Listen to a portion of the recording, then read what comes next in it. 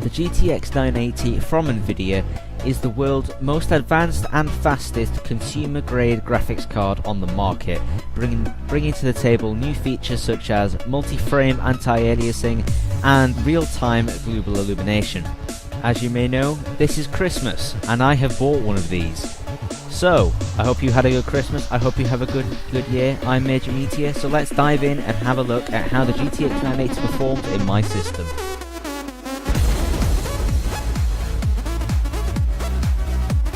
Okay, so right off the bat I am going to say that this is not going to be in any way scientific. There's not going to be any graphs or anything showing maximum, minimum and average frame rates. This is purely going to be observational. So if you're looking for something more scientific and definite, this is not the video for you, but there are plenty of other videos out there. I'm also going to say that I own the GTX 980 Strix edition from ASUS that has the direct CE2 cooling, and I will highlight a few of the special features that this specific card has throughout the video. So kicking it off, we're going to start with a brand new game with brand new graphics, Far Cry 4. This game looks pretty, I'll give it that, but it is, gameplay wise, it's pretty much Far Cry 3 all over again. That's not bad, because I really enjoyed Far Cry 3. It was a game that I played for about 16 hours straight at one point, so I really enjoy Far Cry 3, and I'm sure that I'm going to enjoy Far Cry 4 as I play through it. So looking up at that in the top left corner there, we can see the frames per second from Fraps. I didn't record this with Fraps, I recorded all of this with Nvidia Shadow Play, so you get very minimum frame rate drop. And the chip on this card is actually 2.5 times faster than my old card, the GTX 760, which is the one that I'm upgrading from. So it should have less of performance impact than what the other one did. And we can see up there in the top left corner that it is staying around 60 for the majority of the time. It does dip down to 50-ish, jumping in that water pool there, and heading towards all of the villages, including the main village Banapur and this one that I'm walking up to right now. It does tend to dip down to 40 or 50. That is kind of strange, because you'd have thought that the frame rate would dip a lot more going out in the open world where there's a lot more to render, especially in the vegetation wise. The vegetation is very pretty in this game and there's lots of it. But it's kind of strange, because as you head towards the cities and the villages, the frame rate dips quite a lot, down to 40 and 50.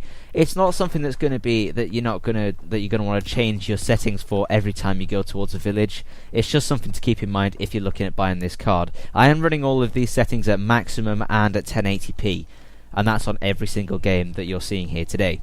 So Far Cry 4, the GTX 980 handles it fairly well at 1080p. And I would definitely recommend this card if you're going to play Far Cry 4 at ultra settings. Moving on to the next game, another one from Ubisoft, and quite a controversial one. This is Assassin's Creed Unity, and also the main reason as to why I bought this card. I spent £110 on this game, if you follow me on this channel already, because I bought the special edition, the Guillotine edition, because I love Assassin's Creed, thinking it'd be all fine and it'd work perfect. How wrong was I? This game is buggy as hell, but it is quite a looker when you have the system to run it with. It is very pretty, and I think I'm probably one of the few in the minority who actually think that this game looks pretty, but it's a bitch to run. Basically, you can see up in the top left corner there, I'm hanging around 50 running through the streets, and this is all on Ultra, so I'll give it that. I have turned that anti-aliasing down to FXAA, which I actually don't mind. Quite a lot of people think it turns everything all blurry, but I actually don't mind it. So running across rooftops and stuff, you're going to get 60 pretty much, but down in the streets, it's fair game, to be honest. It dips around between 30 and 60. It's not very stable at all. I wouldn't call it stable in the slightest. You can see in this sword play here, it's sticking around 60, but you'll see as you start to run through the streets that it sort of dips into the 50s there, moving back up to the 60s. It's not really that pleasant to play. So if you were going to pick up well, to be honest, I wouldn't pick up Assassin's Creed Unity on the PC unless you are absolutely desperate to have a frame rate higher than 24 frames per second on a console. But if you were going to buy, well, this is the most powerful graphics card you can get, so I'm not quite sure how you're going to be able to run Assassin's Creed settings this high anyway. So if you want to play Assassin's Creed Unity on the PC, you're just going to have to accept that you're going to have to run it at lower settings if you want that stable, desirable frame rate. Which is unfortunate, because Assassin's Creed is a well-loved franchise of mine. So hopefully in the next one, set in London, it'll be a bit more optimised, and hopefully they can optimise this one, because Paris is a very interesting place to run around. And they've actually got some nice mechanics in here, which I've detailed in another video, which is on my other channel. There'll be a link in the description to that, and an annotation on screen now if you want to go and have a look. So, GTX set 980 for Assassin's Creed. Pretty much, if you want to play Assassin's Creed on the PC, you need a GTX 980 or a 970, because you really can't play it at ultra settings with anything else. Moving on to the next game, Middle-earth: Shadow of Mordor. A fairly recent game, came out. This has won quite a few Game of the Year editions, and for good reason. It's really fun, and the story's a bit meh, but the gameplay-wise, it's fantastic. I can't fault it at all.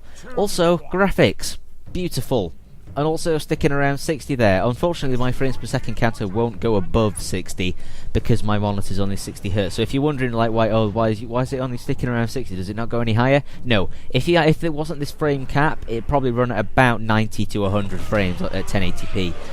You can see right at the start of this clip there, it dipped down to about 50 running through the grass, and this is one of the most graphical intense areas. If you go to the first main area, then you're going to be able to run this at ultra completely fine. 60, I did not notice any frame drops whatsoever. Very smooth experience, beautiful. Even in this area, everything on ultra is not dipped below 60 once, apart from at the start there. So if you want a GTX 980 for playing Middle-earth: Shadow of Mordor, you don't really need one. I would recommend a 970 or something like that for a much lower price, and you're still going to get 60 frames at ultra. Possibly, I don't have one to compare it with, but a GTX 980 is slightly overkill for this game, I would say. Okay, Battlefield 4, the game that I probably play the most of on my PC, and I will probably play the most of on this graphics card. My GTX 760 ran this very well at about 70 to 80 frames on high settings. This is on ultra and it's capped at 60, so I have no idea how much further this can go. But on this map it does seem to drop down to about 50 every now and again, and it is kind of noticeable, but that's very rare. I only noticed that, I think, once running down one alleyway, and there was lots of explosions, lots of players.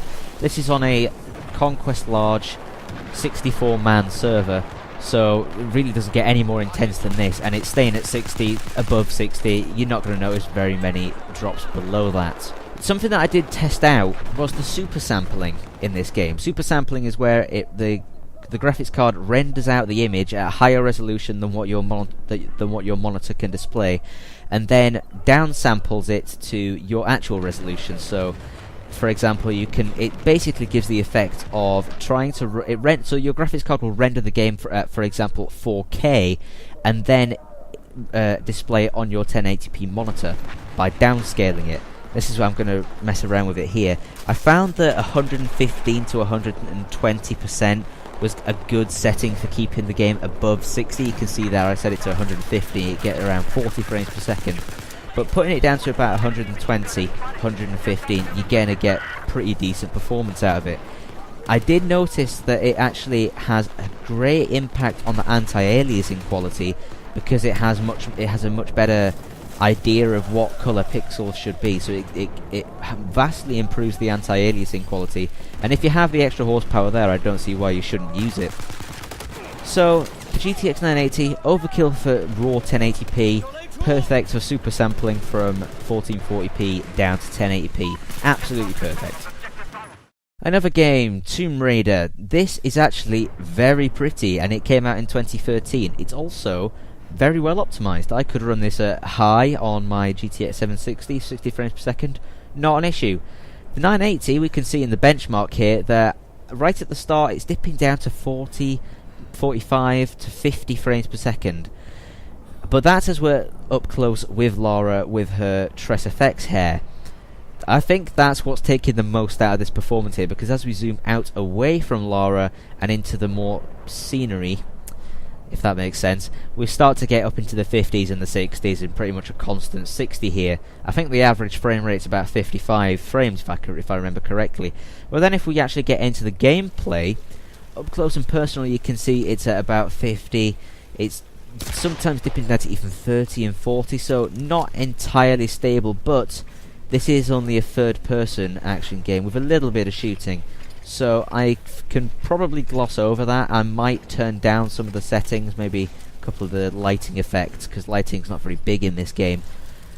But overall, a 980, not exactly overkill for this game if you want to run it at ultra settings. Pretty good performance here. Okay, another game. This one is a little bit weird. We have some more super sampling going on here, but I'll get into this in a minute. Batman Arkham Origins, a Batman game that I actually think is very pretty. Again, I think I'm in the minority here for thinking how pretty this actually looks. Comparing it to the old Arkham games, it's a massive step up, and it's still pretty damn good by today's standards. So we're running this at 1080p, and the frame rate is a bit erratic. Again, similar to Assassin's Creed, apart from it actually stays at 60 more often than Assassin's Creed does. We're dipping down to the 40s and 50s, but that's as we're flying around Gotham. There's a lot to render in. When we're inside, it's absolutely perfectly fine. 60 frames, not an issue. Running around running around Gotham or flying around Gotham, it dips around a bit, but in the fights, 60 frames pretty much constantly, not an issue. Now this game is a bit weird because Nvidia Control Panel recommends me to run this game at near enough 1600p and then downscale it to 1080p, like I was saying for Battlefield 4. So I tried this and it was actually performing very well. This kind of makes me think that this card is much more optimized for high resolution games, 1440p and even 4K. I don't have a 4K monitor to test this on, but from the super sampling tests I imagine it would run very well.